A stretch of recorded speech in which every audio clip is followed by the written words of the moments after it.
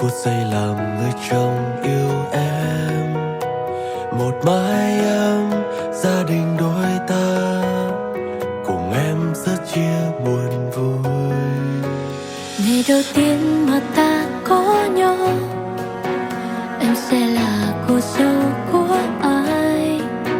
Hẹn ước trước Chúa yêu mình anh suốt đời, làm sáng danh Cha trên trời. Ngày hôm nay bước trên con đường hạnh phúc, mình cầm tay qua bao tháng ngày, cùng anh xây đắp nên yêu thương, cùng em đi tới cuối con đường, và sẽ giữ mãi trong tim mình ngày ta sánh đôi.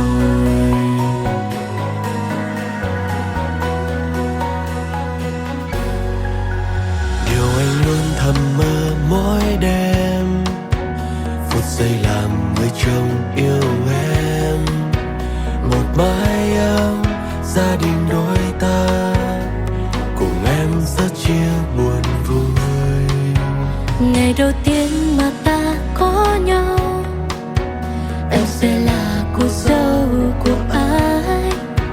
Hẹn ước trước Chúa yêu mình anh suốt đời, làm sáng danh Cha trên trời. Ngày hôm nay bước trên con đường hạnh phúc, mình cầm tay qua bao tháng ngày, cùng anh xây đắp nên yêu thương, cùng em đi tới cuối con đường, và sẽ giữ mãi trong tim mình ngày ta sánh đôi. Dẫu sóng gió hay là âu lo, thì vẫn có Giêsu Chúa luôn đi cùng, vượt mọi phong ba chẳng thể nào chia xa. Ngày hôm nay bước trên con đường hạnh phúc, ngày hôm nay bước trên con đường hạnh phúc, mình cầm tay qua bao tháng ngày, cùng anh xây đắp nên yêu thương, cùng em đi tới cuối con đường, và sẽ giữ mãi trong tim mình ngày ta sánh đôi, cùng anh xây đắp nên yêu thương, cùng em đi tới cuối con đường, và sẽ giữ mãi trong tim mình ngày ta sánh đôi.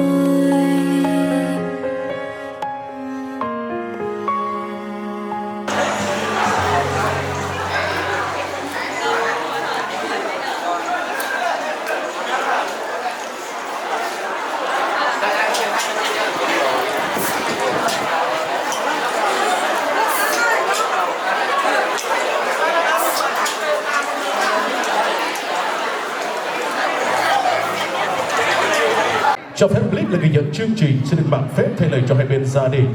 Đỡ lời cho chú rể và cô dâu siêu hòa bình, hờ hông. Thay lời cho nhà hàng tiệc cưới Trí Thành cùng với anh em ban nhạc Bài Gian của chúng tôi. Trân trọng gửi lời mời tới toàn thể quý vị quan khách là chủ nhân của kênh Tin Mời đến chung vui cùng gia đình bằng hạnh phúc cho hai em hiện còn đang ở phía bên ngoài. Vui lòng gác lại những câu chuyện riêng tư rời gót bên trong phòng cưới để ban tổ chức của chúng tôi tiến hành buổi tiệc theo đúng thời gian quy định của gia đình. Và những phút chờ đợi toàn thể quý vị ổn định chỗ ngồi ngay bây giờ, xin các bạn toàn thể quý vị chúng ta hãy cùng thưởng thức bản hòa tấu đầu tiên đến từ ban nhạc Bài Gian của chúng tôi.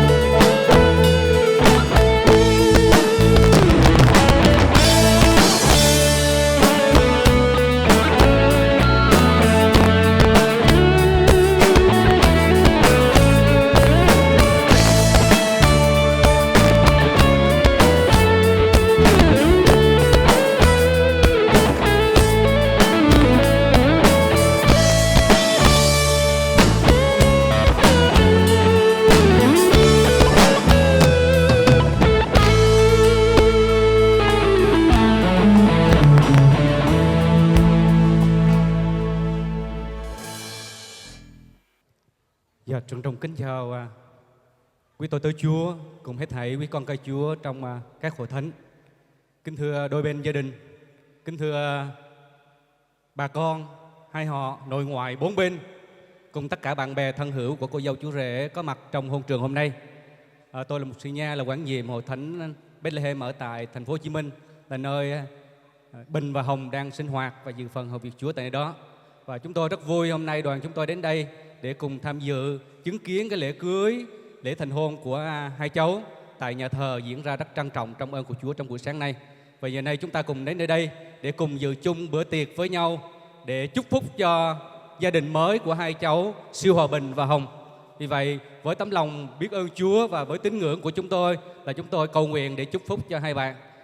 Cùng với chúng tôi có một số người ở nơi đây có lẽ chúng ta không cùng tín ngưỡng, nhưng với tấm lòng yêu thương xin chúng ta cùng hướng lòng về nhau để cùng cầu nguyện với Thiên Chúa, cầu xin Chúa ban phước cho tất cả chúng ta, cũng như ban phước cho gia đình mới, ban phước cho hai họ. Giờ này tôi xin trân trọng kính mời quý vị lấy lòng thương xót đồng đứng lên. Quý vị nào không còn tín ngưỡng, quý vị có thể đứng lên hoặc có thể ngồi cũng được, không sao. Những người ở trong Chúa chúng ta cùng hướng về Chúa. Tôi xin phép được cầu nguyện giờ này.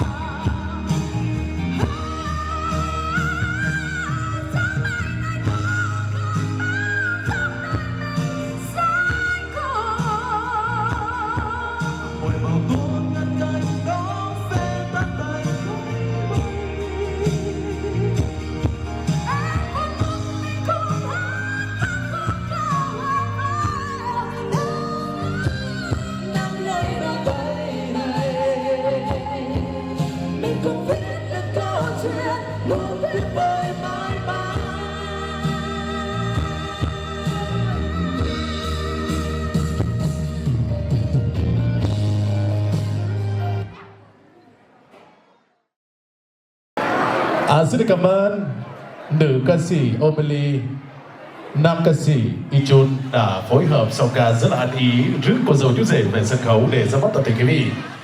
Và bây giờ xin các bạn toàn thể quý vị chúng ta hãy cùng lắng động trong giây lát, dành những cái nhìn thân thương hướng về sân khấu, đừng quên để chúc mừng dành tặng cho cô dâu chú rể đây một tràng pháo tay thật là nồng nhiệt để chúc mừng.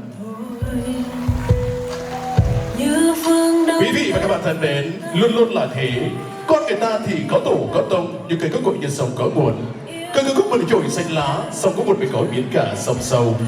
Cô dâu Hồng được sinh ra và lớn lên trên mảnh đất Pleiphung, xã Biến Hồ, thành phố Pleiku, tỉnh Gia Lai nhiều dấu. Cùng sẽ duyên với chú rể siêu hòa bình, rất là tự hào là người con người cháu của mảnh đất Pleibrungnol, Yên Thế, Pleiku, Gia Lai. Hôm nay đây vì một chút tình duyên của đôi bạn đã thắt chặt lại mối tình thông gia với nhau. Vì thế trong ngày vui trọng đại này, cho phép Blix trân trọng giới thiệu và kính mời về phía nhà gái các ông Phong và bà biết là bố là mẹ của cô dâu Hồng đến từ làng Phung, Biến Hồ, thành phố Gia Lai. Trân trọng kính mời các bác cùng trở về với sân khấu để thể hiện tình thân này. Về phía nhà trai có ông Silvena và bà Hờ Như là bố là mẹ của chú rể siêu hòa bình đến từ Pleibrungnol, phường Yên Thế, thành phố Pleiku, tỉnh Gia Lai. Trân trọng kính mời các bác cùng trở về với sân khấu.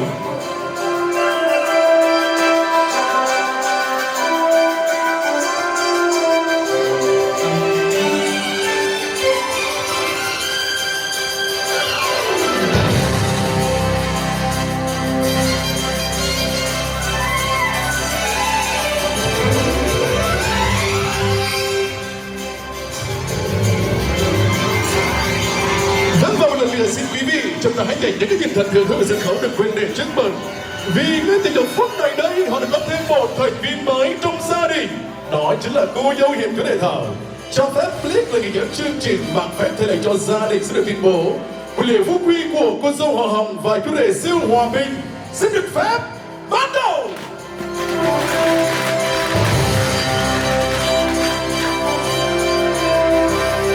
Quý vị và các bạn thân mến, nhưng vợ cái chồng cho con cái là trách nhiệm, là bổn phận của các bậc làm cha làm mẹ. Đây cũng là niềm hạnh phúc lớn lao nhất mà cuộc sống đã ban tặng cho loài người chúng ta từ kết quả của sự yêu thương. Và để thể hiện những tình cảm, lòng xúc động, sự biết ơn của nhà gái chúng tôi đến với toàn thể quý vị đến từ bốn phương dành thời gian và ngọc quý báu đã và đang hiện diện tại nơi đây. Bây giờ trân trọng kính mời bố của cô dâu đại diện cho hai họ xin được có đôi lời phát biểu với toàn thể quý vị. Trân trọng kính mời bác. Kính thưa toàn thể quý vị, kính thưa hai gia đình hai họ, kính thưa quý ông bà, cô dì chú bác, bạn bè anh em, được sự cho phép nhất trí đồng ý, chính quyền đã chứng nhận kết hôn cho hai cháu. Nhận được tình yêu thương lớn lao của Chúa đã đưa đến hai đứa đi đến tình yêu hai đôi lứa, và cùng thuận đồng ý của gia đình hai bên. Hôm nay gia đình chúng tôi tổ chức lễ vu quy tiệc cưới, có mặt của quý vị là niềm vinh hạnh cho gia đình chúng tôi. Chúng tôi chúc quý vị một buổi tiệc rất ngon miệng, không có gì hơn. Cuối cùng xin chúc quý vị cùng gia đình của quý vị dồi dào sức khỏe, gia đình hạnh phúc. Xin cảm ơn ạ.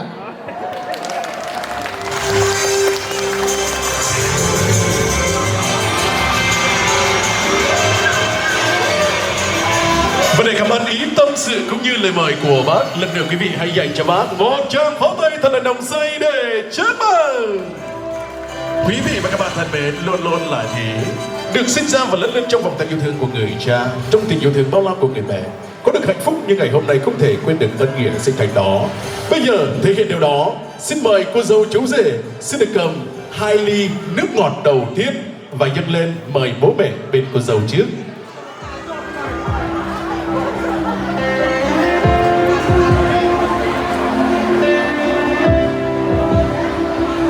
Những rượu cây trong đầy hạnh phúc, ly rượu hồng chúc phúc cha mẹ, vì con cha mẹ chống nhà ân sông nghiến nặng như là biển đông. Trân trọng kính mời chú rể mời bố, cô dâu mời mẹ. Bố mẹ cũng đã nhận lấy những ly rượu, những ly nước ngọt hiếu đến từ tình cảm của các con, cùng nhau hướng vào nhiếp ảnh gia quay phim camera để lưu lại những tấm hình tuyệt vời trong ngày cưới. Tương tự như thế, hai ly thứ hai sẽ được dâng lên mời bố mẹ bên nhà trai tiếp theo.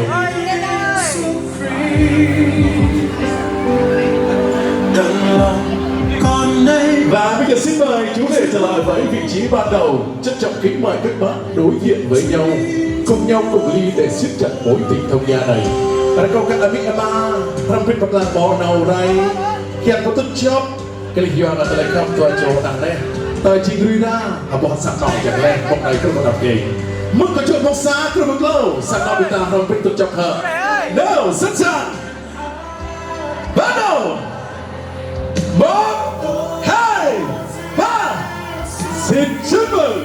Lên dari kau kami ma tuan kah rampit mat dengan hang naurai tu. Rui dah kai mat dengan dah kai, rui benai mat dengan benai. Hai mươi lima, rui dah kau kan nau hiam jejan berapa sekian, renung ma bak leh di pernah bangsa no. Mung nai di mungkin kita hai kau kami ma buat dia, rampit bi ma temjung, rui dah minta cut bukit minta di ben penyung yung banding.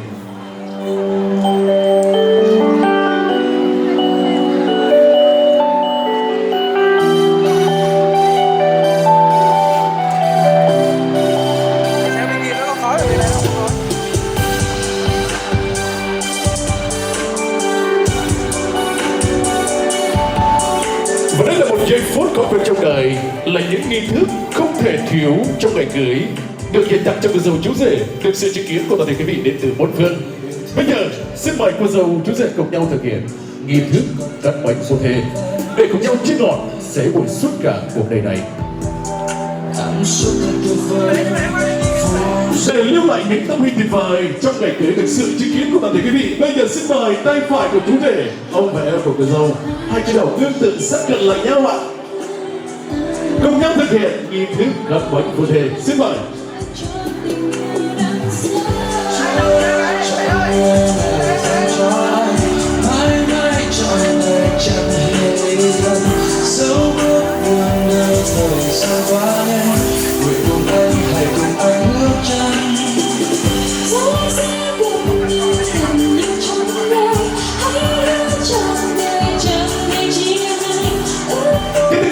Thân mến, như vậy là ban tổ chức của chúng tôi đã hoàn thành các nghi thức trong lễ vô quy mừng hạnh phúc cho cô dâu chú rể trong ngày cưới. Còn bây giờ, cho phép Blink là người dẫn chương trình bằng phép thay lời cho hai bên gia đình tất cả quý vị. Kính chúc cô dâu chú rể có một bầu trời sức khỏe, biến cả tình thương đại dương hạnh phúc. Và bây giờ không có gì hơn, xin mời cô dâu chú rể cùng nhau trở về với toàn thể quý vị khách quý để nhận lời chúc. Sẽ được chụp hình lưu niệm quay phim cùng với toàn thể quý vị đến từ bốn phương đã và đang thực hiện tại nơi đây. Xin mời. Nếu đó là nhiệm màu ước cho tình yêu đậm sâu, Chúa đã chọn người này dành cho anh, mãi mãi trọn đời chẳng hề ly thân. Sao bước cuộc đời thời gian quá nhanh, nguyện cùng anh hãy cùng anh bước chân.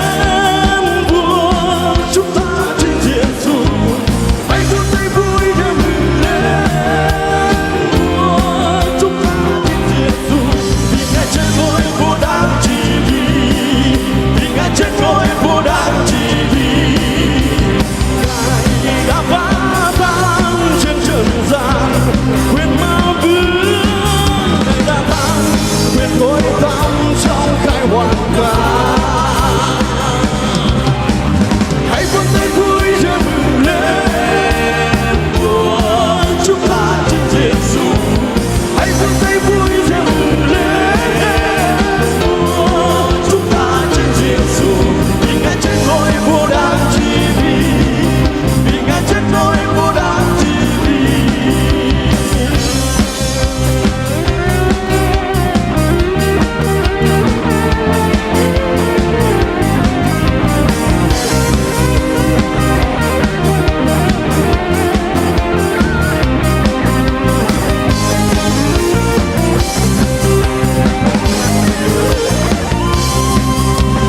Hãy phút giây vui dâng lên vua chúng ta trên Giêsu.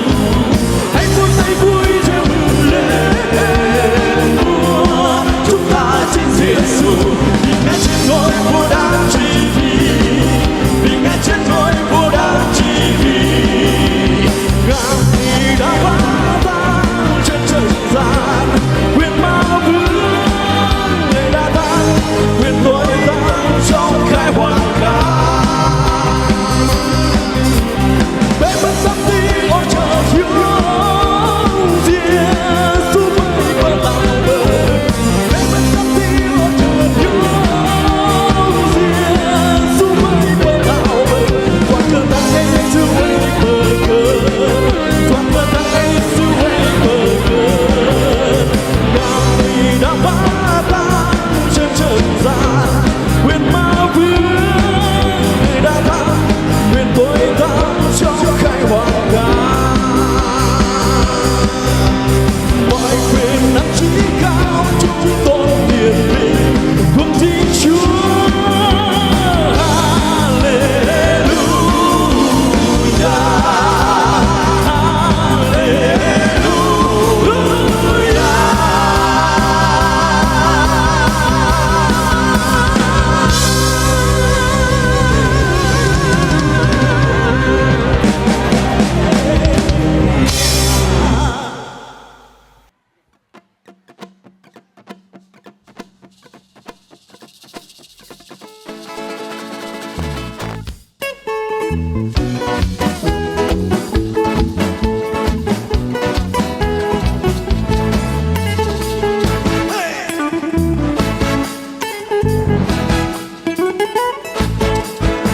Đung đưa, hey yeah, chất vui đung đưa, hey yeah, hở dần lên dây. Rung reng, chiếc vòng cong tua, hở dần lên dây. Ô, con đường đất đỏ, ô, mặt trời nắng đỏ, bạt ngàn cao su, bạt ngàn cà phê, một trời âm thanh, một rừng rương xanh, cao nguyên lòng gió. Em đi địa bắc, hãy giao dịu vui chi em hát. Chỉ đi đào một già một tông, chỉ đi đào la la la la, chỉ đi đào một già một tông, chỉ đi đào la la la la.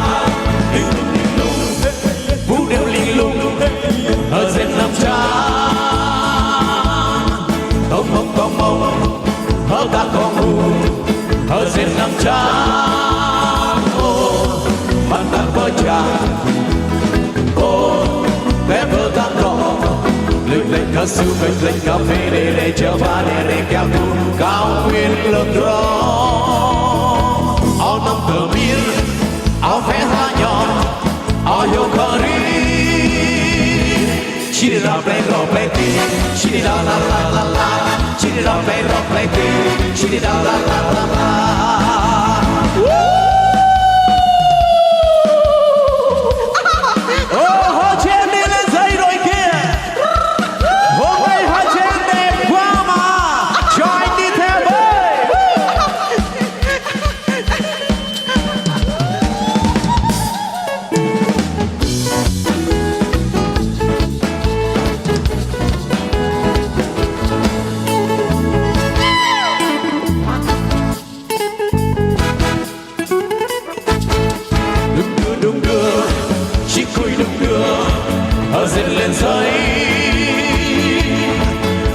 Rung reng chiếc vòng cong tua hở dần lên dây. Ô con đường đất đỏ, ôi bạn xanh nắng đỏ, bạn ngàn cao su, bạn ngàn cà phê, một giây âm thanh, một rừng hương xanh cao nguyên lòng gió. Em đi chia bắc hay hái dâu rừng vui chi em hát chi đi đào buồn xa buồn rong chi đi đào la la la la chi đi đào buồn xa buồn rong chi đi đào la la la la em đến chia bắc hay hái dâu rừng vui chi em hát chi đi đào buồn xa buồn rong chi đi đào la la la la chi đi đào buồn xa buồn rong chi đi đào la la la la chi đi đào buồn xa buồn rong chi đi đào la la la la chi đi đào buồn xa buồn rong chi đi đào la la la la.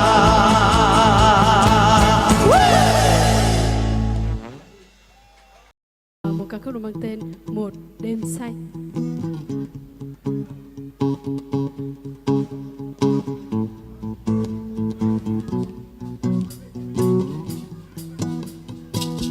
Khi đôi môi em còn đỏ mong, em muốn nói em yêu anh. Khi em còn trong hơi thở và lại gần hơn em đi. Khi con tim không còn trên đầu, khi hai má em hay hay, em nói em say tiếng đàn và lại gần hơn em đi, lại gần hơn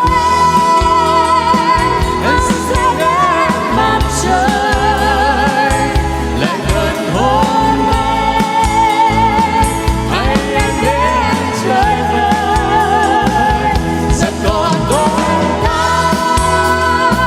kiếm mang núi đây là nhà, sẽ còn đôi ta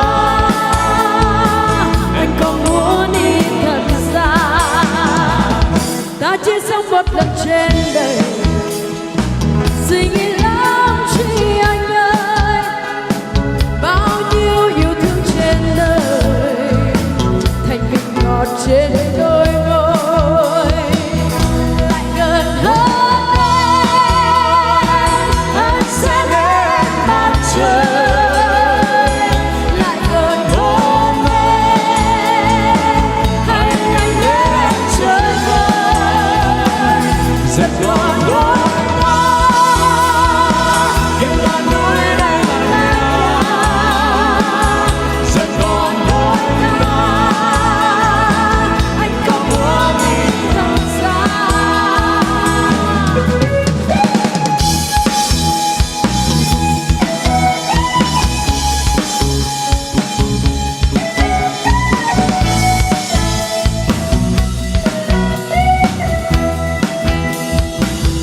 Khi đôi môi em còn đỏ mong, em muốn nói em yêu anh. Khi em còn trong hơi thở và lại gần hơn em đi. Khi con tim không còn trên đầu, khi hai má em hay hay, em nói em say tiếng đàn và lại gần hơn em đi,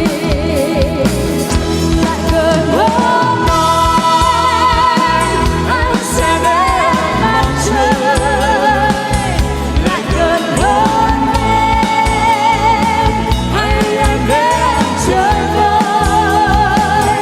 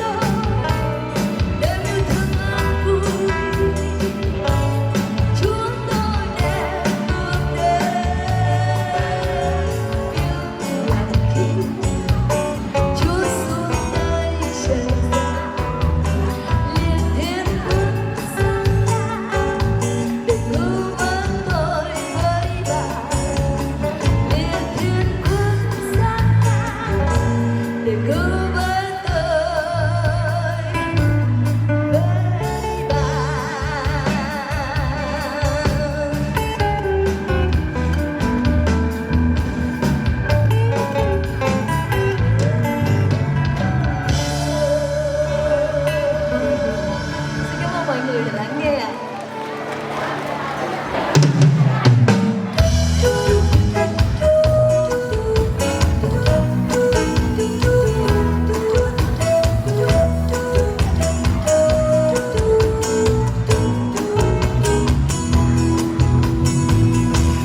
Ngày tôi tin ước với Chúa, mỗi lối đi trên đời.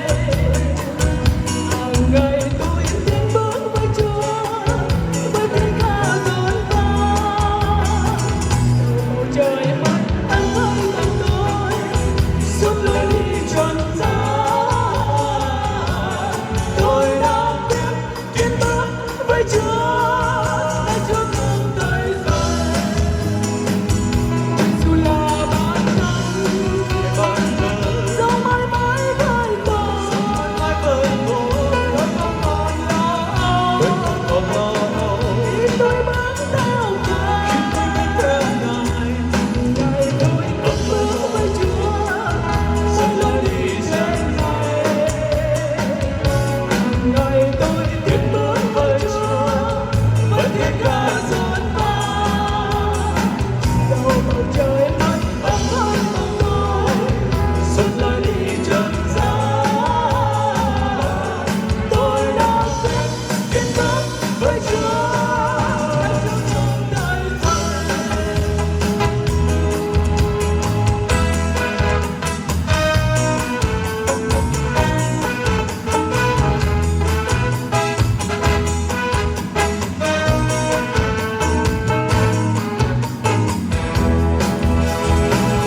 Hàng ngày tôi tiến bước với Chúa, mỗi lối đi trên này. Hàng ngày tôi tiến bước với Chúa, với tiếng ca rộn vang. Dẫu bầu trời mới ấm với bằng tôi, suốt lối đi trần gian. Tôi đã quyết tiến bước với Chúa, để Chúa không tay rời. Dù là bạn thân, dẫu mãi mãi với tôi, tôi không còn lo âu. Khi tôi bước theo Ngài, Ngài tôi tiến bước với Chúa, mỗi lối đi trên này. Ngày tôi tiến bước với Chúa, với tiếng ca rộn vang. Bầu trời mắt ấm với bằng tôi, suốt lối đi trần gian. Tôi đã quyết Tiến bước, để Chúa không tay rời.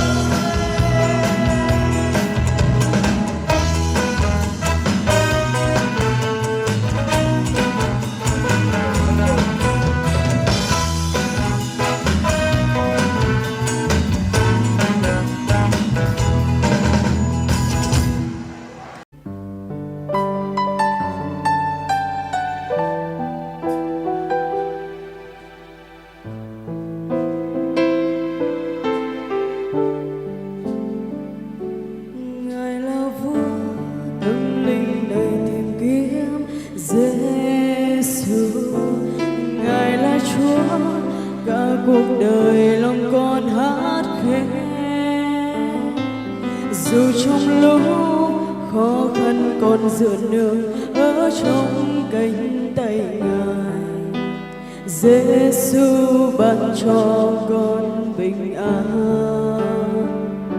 Dù sóng gió luôn vây chặt mỗi bước đi, trong tay Chúa chẳng kinh sợ hay lo lắng chi. Lòng con sẽ luôn tin cậy vào danh Chúa và luôn đắc thắng. Chọn Giêsu thôi, đứng về phía Ngài mà thôi. Xin Chúa ban ơn và đi với con, xin giúp con đây ngày càng giống Cha. Xin giữ con trong tay Ngài mãi mãi. Xin Chúa ban ơn và đi với con, xin giúp con đây ngày càng giống Chúa.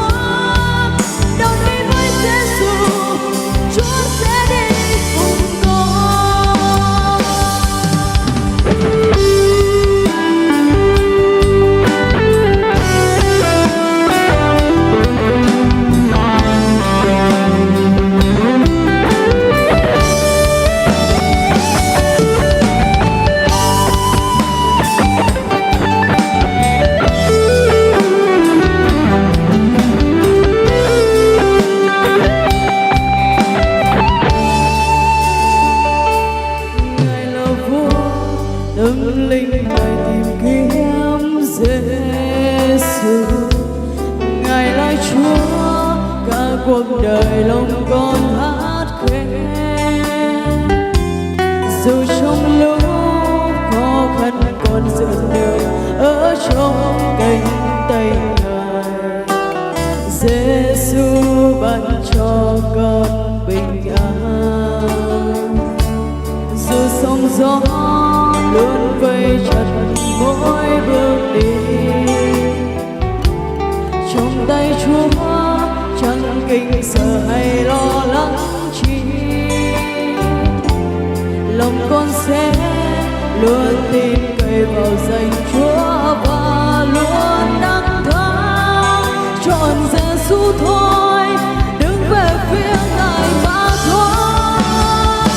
Xin Chúa ban ơn và đi với con, xin giúp con đây ngày càng giống Cha. Xin giữ con trong tay Ngài mãi mãi. Xin Chúa ban ơn và đi với con, xin giúp con đây ngày càng giống Chúa. Đồng đi với Giêsu, Chúa sẽ đi cùng con. Xin Chúa ban ơn và đi với con, xin giúp con đây ngày càng giống Cha. Xin giữ con trong tay Ngài mãi mãi. Xin Chúa ban ơn và đi với con, xin giúp con đây ngày càng giống Chúa. Đồng đi với Giêsu, Chúa sẽ đi cùng con. Đồng đi với Giêsu, Chúa sẽ đi cùng con.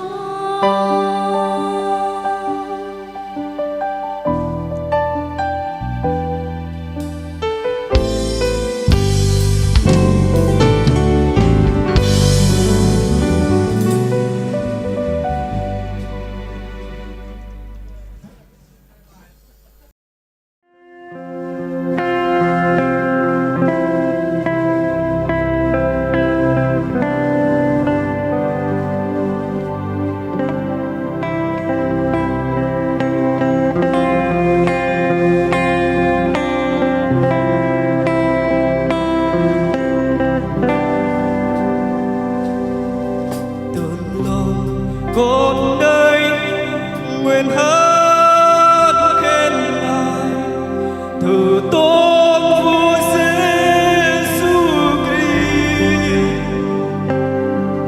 Tôn lòng con đây nguyện chúc tôn Ngài, vì chính Chúa vua của lòng con.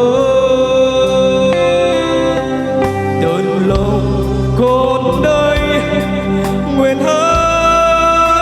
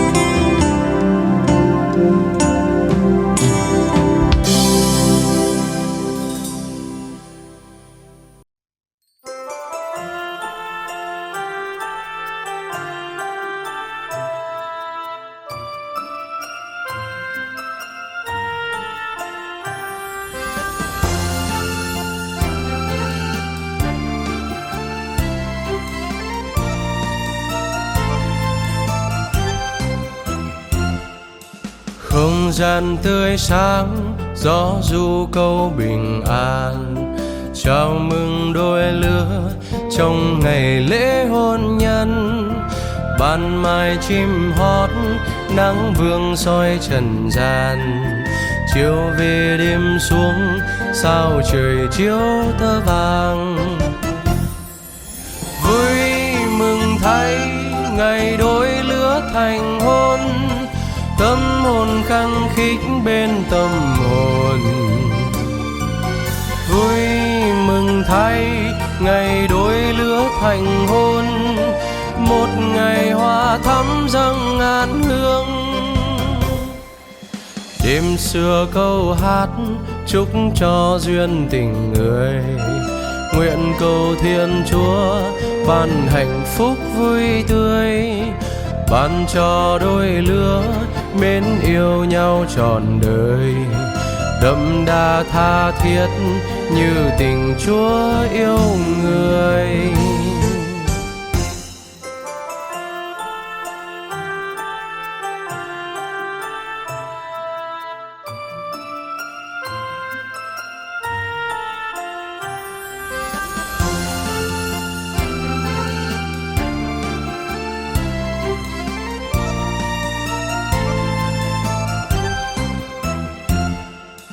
Hôm nay đôi lứa bước chung trên đường đời, hẹn rằng sung sướng vui buồn có nhau thôi. Chia nhau nước mắt cũng như chia nụ cười, từ giờ cho đến khi gặp Chúa trên trời. Tay cầm tay dìu nhau tới đồng xanh, không rời xa đấng chăn nhân lành. Đem tình yêu điểm tô cõi trần ai, thành nguồn ơn phước cho mọi nơi. Hôm nay đám cưới nỗi vui dâng dạt dào, người người thân chúc chú rể với cô dâu. Yêu nhau mãi mãi, nắng mưa không nhạt phai, trọn đời bên Chúa xây hạnh phúc trong Ngài. Trọn đời bên Chúa xây hạnh phúc trong Ngài. Trọn đời bên Chúa xây hạnh phúc trong